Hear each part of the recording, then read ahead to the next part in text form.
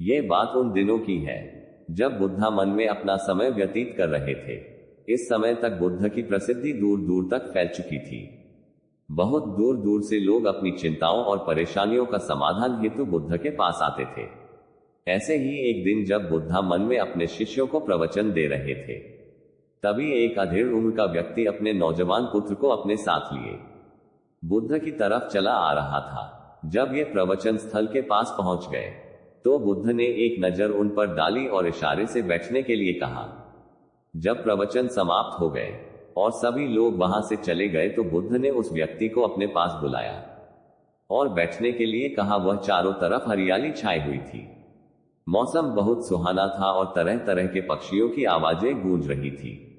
ऐसा नजारा देखकर उस व्यक्ति को अंदर से असीम शांति महसूस हो रही थी। इसके बाद बुद्ध ने उस व्यक्ति से आने का कारण पूछा, तो इस पर व्यक्ति ने कहा, तथागत में 2 दिन की लंबी यात्रा करके अपने पुत्र को आपसे मिलवाने लाया हूं। यह मेरा इकलौता पुत्र है और यह हर समय थका थका रहता है। ऐसा लग करता है जैसे इसके अंदर कोई जान ही न हो। इसका स्वभाव भी काफी चिड़चिड़ा अरसा हो गया है। अगर हम इससे कुछ भी कहते हैं तो यह हमारी छोटी छोटी बातों पर गुस्सा हो जाता है। इसके देखने की क्षमता भी उम्र से पहले ही कमजोर हो गए हैं और इसके बाल भी सफेद पड़ने लगे हैं। इतनी कम उम्र में इतनी बड़ी उम्र का लगना मुझे तो कुछ समझ नहीं आ रहा है। तथागत, मैं अपने पुत्र के स्वास्थ्य को लेकर बहुत चिंतित हूँ। जब मैं अपने पुत्र को वैद्य जी के पास लेकर गया तो उन्होंने कुछ औषधि दी और कहा, अपने पुत्र को तनाव कम लेने के लिए कहो। वो अपने दिमाग में बहुत अधिक तनाव लेता है, इसलिए उसकी ऐसी हालत हो गई है। लेकिन मैंने उसको बहुत समझाने के बाद भी तनाव का मतलब समझ नहीं आया। मुझे नहीं पता कि तनाव होता क्या है, ये किन कारणों से आता है और उसे कैसे अपने पुत्र के दिमाग से निकाल। लेकिन मुझे सबसे पहले तो ये समझना है कि तनाव होता क्या है। इसीलिए तथागत मैं आपके पास आया। कृपया आप मेरी समस्या का समाधान की। यह सुन बुद्ध उसके पुत्र को बड़े ध्यान से देखते हैं। उसके चेहरे को देखते हैं, उसकी आंखों को देखते हैं और फिर उसके हाथों की नब्ज को भी देखते हैं। यह सारी विधि करने के पश्चात बुद्ध उस व्यक्ति से कहते हैं कि तनाव लेना तो कोई नहीं चाहता, लेकिन फिर भी यह करना लोगों के दिमाग को दीमक की तरह पकड़ लेता है और व्यक्ति जान भी नहीं पाता है कि वह तनाव में जी रहा है। लेकिन अगर व्यक्ति तनाव के कारणों को अच्छे से समझ लेता है और तनाव के बारे में कोई ऐसा पैमाना बना लेता है जिससे वह जान सके कि वह कितने तनाव में है, तो वह इस समस्या का समाधान भी खोज सकता है। सबसे पहले तो तुम ये समझो कि तनाव होता क्या है। जब भी कोई व्यक्ति कोई काम कर रहा होता है लेकिन उसका मन कहीं दूर भटक रहा होता है, कल्पनाओं में होता है, तो उसके शरीर और मन के बीच एक दूरी पैदा हो जाती है। यह दूरी जितनी अधिक होगी, व्यक्ति उतनी ही ज्यादा बेहोशी की अवस्था में होता है और शरीर व मन के बीच की दूरी और खिंचाव को तनाव कहा जाता है। आखिर कोई पसंदीदा खेल खेलने के बाद व्यक्ति चुस्ती और प्रसन्नता से भर जाता है, जबकि उसने तो अपने शरीर को थकाया है।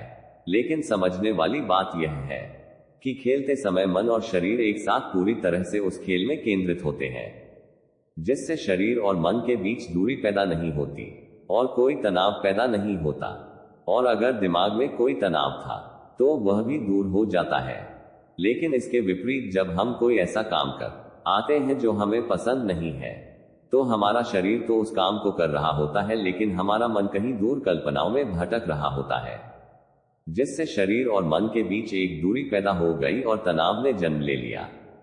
इसीलिए व्यक्ति को एक समय पर सिर्फ एक ही काम करना चाहिए और अपने तन और मन की सारी शक्ति उसी एक काम पर लगा देनी चाहिए, जिससे व्यक्ति के अंदर तनाव पैदा ही न हो। इसके बाद बुद्ध ने कहा, तनाव पैदा होने के मुख्य 8 कारण होते हैं और जिसने इन कारणों को समझ लिया वह जीवन भर तनाव मुक्त रह सकता है। मुख्य कारणों में सबसे पहला कारण है अति महत्वाकांक्षी होना। महत्वाकांक्षी होना अच्छी बात है, लेकिन क्या कभी आपने इस बात पर ध्यान दिया है कि इंसान के लक्ष्य कभी पूरे ही नहीं होते हैं। उसका एक लक्ष्य पूरा हुआ नहीं कि वह दूसरे की तरफ भागने लगता है, दूसरा पूरा हुआ तो तीसरे की तरफ, और इस तरीके से वह अपने लक्ष्यों को पाने के लिए जिंदगी भर गोल गोल घूमता रहता है। इसलिए जो व्यक्ति अति महत्वाकांक्षी होता है, जिसने बड़े बड़े लक्ष्य बनाए होते हैं, वह वर्तमान में कभी रह नहीं पाता है। उसका मन सदैव भविष्य की योजनाएं बनाने में ही व्यस्त रहता है। उसका शरीर तो वर्तमान में रहता है लेकिन मन भविष्य में ही रहता है, जिससे मन और शरीर के बीच दूरी पैदा हो जाती है और वह तनाव भरी जिंदगी जीने लगता है।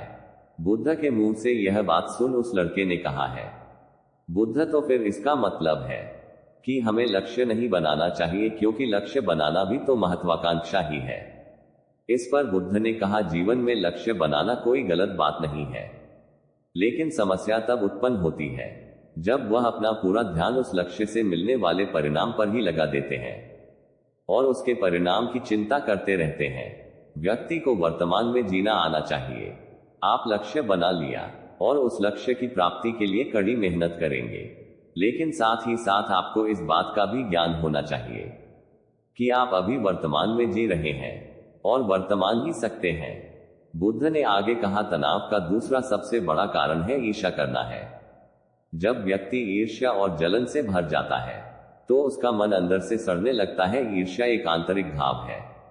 आंतरिक घाव यानी मन का घाव व्यक्ति के शरीर का घाव भर सकता है, लेकिन मन का घाव कभी नहीं भर सकता। इसलिए व्यक्ति को दूसरे की खुशी और तरक्की से कभी ईर्ष्या नहीं करनी चाहिए, क्योंकि ईर्ष्या तनाव का कारण है।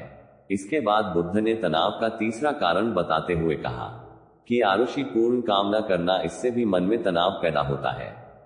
जो काम करना हमें पसंद ही नहीं है, जिस काम में हमारी रुचि ही नहीं है, उस काम में हमारा मन लग ही नहीं पाएगा। हमारा शरीर तो वहीं बैठा रहेगा, लेकिन हमारा मन कल्पनाओं की उड़ान भरेगा। से शरीर और मन के बीच दूरी पैदा हो जाती है और व्यक्ति तनावग्रस्त हो जाता है। इसीलिए इंसान को हमेशा अपनी रुचि के अनुसार ही कार्य करना चाहिए। अगर व्यक्ति ने यह पता कर लिया कि उसे कौन सा काम करना पसंद है और वह उसी काम को अपने जीवन का लक्ष्य बना लेता है, तो फिर वो काम उसके लिए काम नहीं बल्कि एक खेल बन जाता है। फिर बुद्ध ने कहा, तनाव का चौथा कारण होता है किसी दूसरे से अच्छा रखना।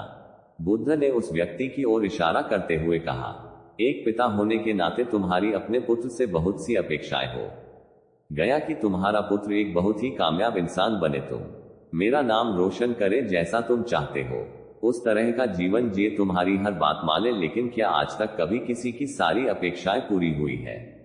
जब भी कोई व्यक्ति किसी दूसरे से कोई अपेक्षा रखने लगता है तो वह अनजाने में अपने लिए तनाव पैदा करने लगता है। जरा सोचो कि अगर तुम्हारा बेटा तुम्हारे अनुसार काम नहीं कर रहा है और वो नहीं बन पा रहा है जो तुम उसे बनाना चाहते हो, तो निश्चित रूप से तुम्हारे दिमाग को तनाव में पकड़ लेगा। तुम तनाव से भरा जीवन जीना शुरू कर देंगे और इस तनाव के बस में आकर तुम्हें ऐसा व्यवहार करेंगे, ऐसी बातें करूं कि तुम्हारा अपने पुत्र के साथ संबंध और भी खराब होता चला जाएगा। इसीलिए व्यक्ति को जितना हो सके उतनी कम अपेक्षाएं दूसरों से रखनी चाहिए और अगर पूरी तरह से तनाव मुक्त रहना है तो दूसरों से अपेक्षा रखना ही बंद कर दो। इसके बाद बुद्ध ने कहा कि शारीरिक कष्ट भी इंसान के तनाव का एक कारण होता है। जब व्यक्ति किसी शारीरिक पीड़ा से गुजर रहा होता है तो उसका पूरा ध्यान अपने उस शारीरिक दर्द पर होता है और वह पूरे दिन बस उसी के बारे में सोचता रहता है, जिससे उसका मन दुख के बीच चारों से भर जाता है और ऐसी स्थिति में व्यक्ति तनावग्रस्त रहने लगता है।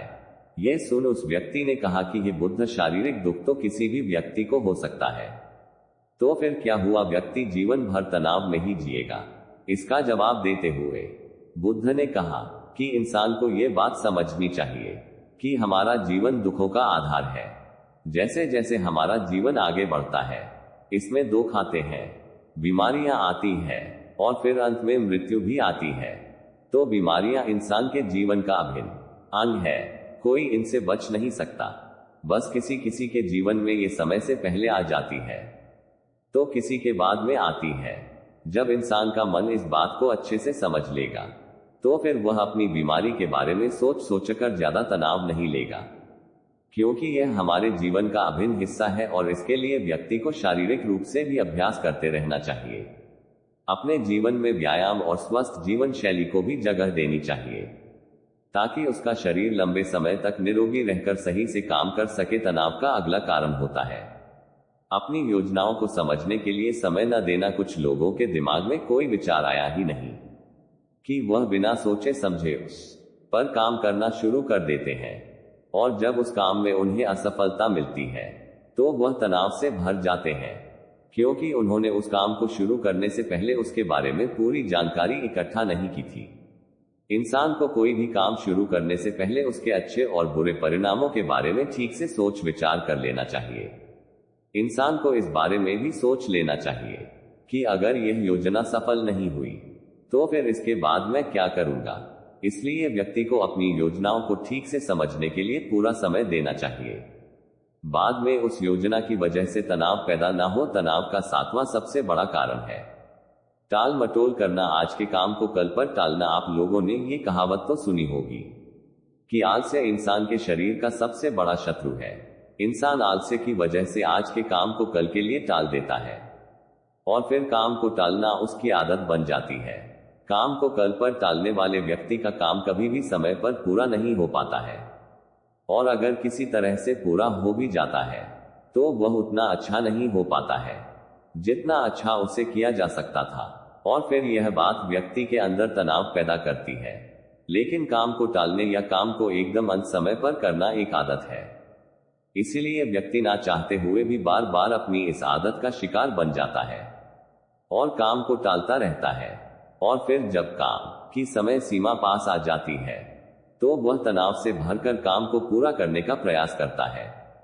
इसीलिए तनाव मुक्त रहने के लिए व्यक्ति को काम को टालने की आदत छोड़नी पड़ेगी, और ये तभी संभव है जब व्यक्ति काम को समय से पहले खत्म करने का निश्चय करे। सबसे आखिरी और सबसे प्रमुख कारण जो तनाव का होता है वह है ज्यादा सोचना। लगातार सोचते रहना भी एक बीमारी है, और यह उस व्यक्ति में सबसे ज्यादा पाई जाती है जो सिर्फ कल्पना करता है, जो अतीत की घटनाओं और भविष्य की बातों के बारे में सोचता रहता है, जो बेवजह के अनुमान लगाता रहता है।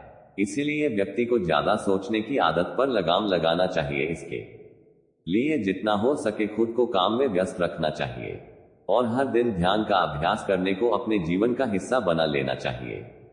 बुद्ध के मुंह से यह सारी बातें सुनकर उस व्यक्ति ने हाथ जोड़कर कहा, बुद्ध, मेरा पुत्र तो अभी मात्र 20 वर्ष का ही है, और इसमें अभी इतनी समझ भी नहीं है कि यह आपकी बताई सारी बातों का एक साथ पालन कर सके। आप कृपया करके तनाव मुक्त रहने का कोई आसान सा तरीका बता दें, जिससे मैं बेटा उसका अनुसरण भी कर सके और तनाव मुक्त भी रह सके। उस व्यक्ति की यह प्रार्थना सुन बुद्ध ने कुछ सोचते हुए जवाब दिया, अगर तुम इतनी सारी बातों का पालन नहीं कर सकते हैं तो इसके लिए एक बहुत ही आसान विधि है।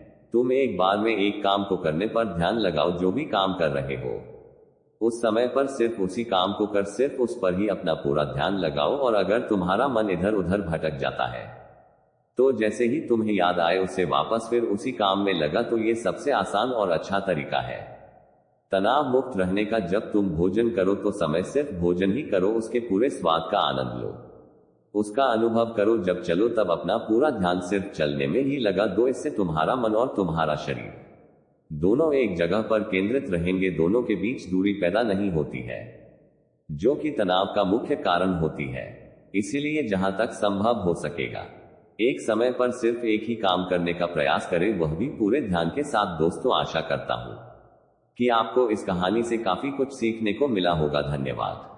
भारत के सबसे स्वच्छ शहर इंदौर में प्लॉट और घर लेने के लिए हमसे कांटेक्ट करें 9555924883 दिए गए मोबाइल नंबर पर कॉल करें। अधिक सोचिए मत कॉल करिए, और ऑनलाइन ही अपना प्लॉट बुक कीजिए और अपने फ्यूचर को ब्राइट बनाएं। और चैनल पर नए हो तो सब्सक्राइब जरूर करें। धन्यवाद।